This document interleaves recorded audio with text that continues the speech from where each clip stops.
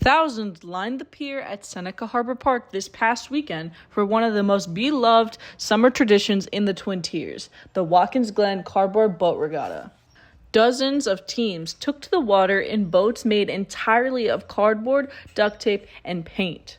Big Fox was able to speak with one of the winners with the boat name not for sale. The boat received the fastest elapsed time for a single crew. Threw this thing together a couple weeks ago. We heard that this was going to happen in 2 weeks, so we were like, let's get in there and do it, man. This thing's going to float. We're going to be number one. Our competitor was scared to show up.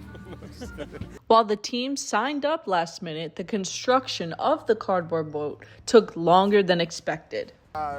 Probably a total of 4 hours. Next year we're going to get in it to win it, but this was just a thrown together thing, man. One standout boat in the race was a video game themed creation built by a father and daughter who bonded over their shared love of gaming. Daughter and I and a couple friends play Fortnite, something that we have fun with. We chat on Discord while we're doing it. So we decided to build the Fortnite Battle Bus.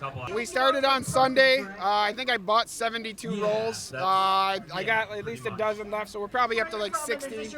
The 32nd annual Cardboard Boat Regatta was one for the books. Congratulations to everyone who sailed.